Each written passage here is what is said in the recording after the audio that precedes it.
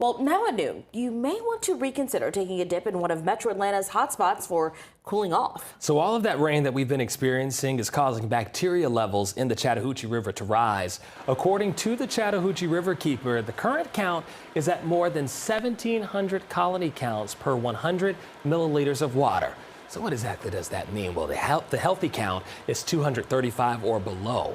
E. coli can naturally live in humans, but the wrong strain can make you really sick, and that's why officials are encouraging you to stay out of the river.